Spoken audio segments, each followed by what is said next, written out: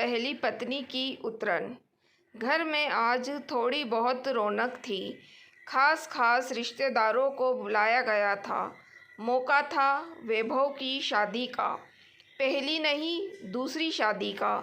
घर की मालकिन शोभा जी के पास कुल 8-10 महिलाएं ही थीं, जबकि ससुर जी और वैभव के साथ 7-8 पुरुष जाकर नई नवेली दुल्हन मालिनी को ब्याह कर ले आए। मालिनी की भी यह दूसरी शादी थी। घर के बाहर जब गाड़ी आकर रुकी तो सासू माँ शोभा जी ने वैभव और मालिनी की आरती उतारी और उन्हें घर में ले आई। हालांकि दूसरी शादी थी, इसलिए ज़्यादा कोई भी रीति रिवाज नहीं किए गए। मालिनी को अंदर लाकर बैठाने के बाद शोभा जी की शादीशुदा बेटी राशि ने आकर पूछा, माँ, भाभी ने हेवी साड़ी पहन रखी है, इतनी गर्मी में उन्हें परेशानी हो रही होगी, इसलिए भाभी के कपड़े बदलवा देते हैं। भाभी के कपड़े कहाँ रखे हैं, वो बता दो ताकि मैं भाभी के कपड़े चेंज करवा दूँ। अरे, वैभव के कमरे में से ही इसकी वॉर्डरूम के पास वाली वॉर्डरूम में देखो। सुनकर राशि वैभव के कमरे में चली गई। थोड़ी देर बाद वापस वहाँ शोभा जी के पास आई और धीरे से शोभा जी से बोली, माँ, कहाँ रखे हैं? आपने नए कपड़े तैयार नहीं करवाए क्या? शोभा जी राशि को एक तरफ से जाकर बोली, अरे कौन से नए कपड़े तैयार करवाने हैं, पूरा वॉर्डरोब तो कपड़ों से भरा पड़ा है। दूसरी पत्नी ही तो है, पहन लेगी पहले वाली के कपड़े। वो तो पुरानी भाभी। बोलते बोलते राशि चुप हो गई। तो क्या हुआ है, तो इस घर की बहू है के ही ना, उसी में से कुछ निकाल कर पहना दे। कौन सा हम फ्रेश बहू लेकर आए हैं, इसकी भी तो दूसरी शादी है। राशि थोड़ी देर तक अपनी माँ को ऐसे ही टकाटक देखती रही। अरे, सोच क्या रही है, जाकर उसके कपड़े बदलवा दे और भाभी को अंदर कमरे में ही ले जा, कहकर शोभा जी वापस रिश्तेदार महिलाओं के बीच आकर बैठ गई। राशि दोबारा वैभव के कमरे में गई और अपने साथ मालिनी को भी ले गई। वहां जाकर अपने वॉर्डरोब खोला तो देखा वो पूरा महिलाओं के कपड़ों से भरा पड़ा है। उसमें से राशि ने हल्की सी लाल रंग की साड़ी निकाल कर मालिनी को दी। भाभी, आप यह साड़ी पहन लो, गर्मी में आरामदायक होगी।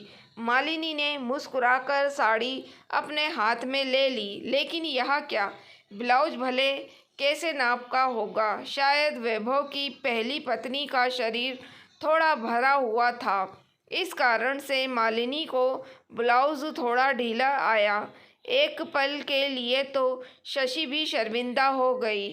फिर बात को संभालते हुए बोली, भाभी, आपने जो गोल्डन कलर का ब्लाउज पहन रखा था उसी पर यह साड़ी पहन लो। वैसे भी आजकल कंट्रास्ट तो चलता ही है, और फिर आपका नाप भी तो नहीं था ना हमारे पास। मालिनी ने चुपचाप उसी ब्लाउज पर वह साड़ी पहन ली, पर उसे समझते देर न लगी कि ये वैभव की पहली पत्नी के कपड़े रखे हैं। जब मालिनी साड़ी पहनकर बाहर आई तो औरतों के बीच बैठी मौसी सास ने टोक दिया, यह साड़ी मैं कितने प्यार से वैभव की पहली पत्नी पूजा के लिए लाई थी, लेकिन उसकी किस्मत में ये साड़ी कहाँ? पूरे 1500 रुपये की खरीदी थी मैंने बड़े बाजार से। सुनते ही और औरतों ने भी वैभव की पहली पत्नी पूजा के बारे में बात शुरू कर दी। मतलब वैभव की पहली पत्नी पूजा वहाँ ना होकर भी वहीं थी। मालिनी को सुनकर बिल्कुल भी अच्छा नहीं लग रहा था, लेकिन पहला दिन था, क्या बोलती। लेकिन उस दिन के बाद जब भी मालिनी वैभव की पहली पत्नी के कपड़े पहनती, कभी सास, कभी वैभव, तो कभी कोई और, उस साड़ी से जुड़ी कहानी सुनाने लगते। यह साड़ी हमने फला दिन खरीदी थी, यह साड़ी हमने इसलिए खरीदी थी, वो साड़ी ऐसे पहनती थी, वो ऐसे रहती थी, उसका शरीर भरा हुआ था, उस पर ये कपड़े बहुत जचते थे, आदि आदि आदि।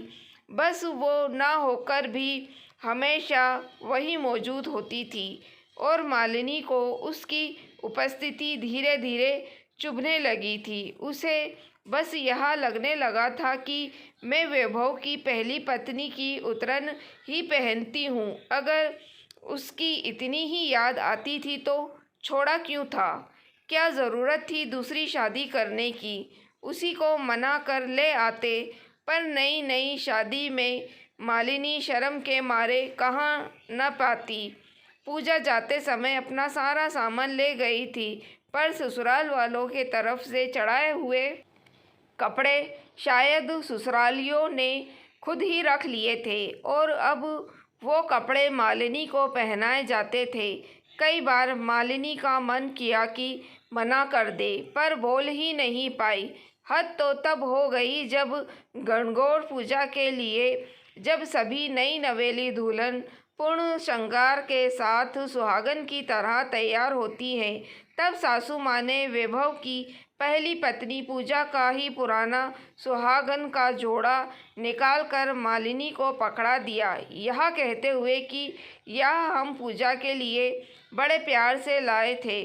ससुराल की तरफ से सबसे महंगा जोड़ा यही था, पूरे 25,000 का खरीदा था उस समय।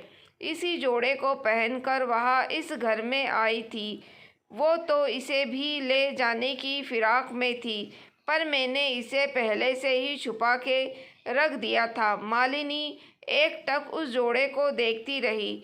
आज गणगौर के दिन यह सुहागन अपने पति की लंबी आयु के लिए पूजा करती है, सुहागन की तरह तैयार होती है, सारा श्रृंगार करती है। उस समय सासू माँ ने मालिनी को वह जोड़ा दे रही है जो वैभव की पहली पत्नी ने पहना था। उसका तिरस्कार किया गया था। मालिनी को यह बिल्कुल गवारा नहीं हो रहा था। सासू माँ तो बोलकर चली गई, क्योंकि बाहर रिश्तेदार महिलाएं रुकी हुई थी। थोड़ी देर बाद मालिनी तैयार होकर बाहर आई तो सब लोग हैरानी से मालिनी की तरफ देखने लगे। उसने सादी सी गोटा लगी चुनरी पहन रखी थी, जो उसके माता पिता ने उसे दी थी। यह क्या सादी सी चुनरी पहन ली? आज गणगौर है, दुल्हन की तरह तैयार होना था तुम्हें। तुमने लहंगा क्यों नहीं पहना? पर मालिनी ने कोई जवाब नहीं दिया। वैभव ने उसे चुप देखा कर कहा, माँ तुमसे कुछ पूछ रही है। तुमने लहंगा क्यों नहीं पहना?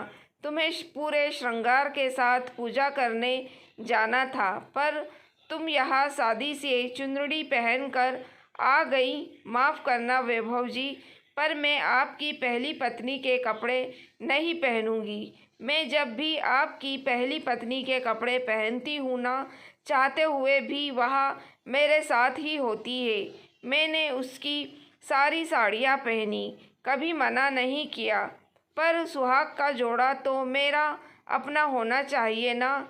क्या मैं इसके भी लायक नहीं हूँ? कहते कहते मालिनी की आवाज़ भर आई। थोड़ी देर के लिए सब तरफ चुप्पी छा गई।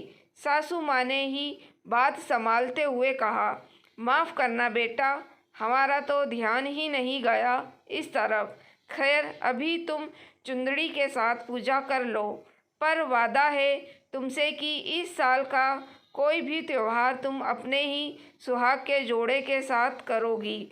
उस दिन के बाद मालिनी को कभी भी किसी के कपड़ों के लिए रोका नहीं गया और ना ही कभी पूजा का जिक्र दोबारा उस घर में हुआ। दोस्तों, अगर आपको कहानी पसंद आई है तो प्लीज़ आप मेरे चैनल वॉइस ऑफ नीलोफर को सब्सक्राइब ज़रूर कीजिएगा और मेरी वीडियो को लाइक और शेयर भी ज़रूर कीजिएगा। Thank you for watching.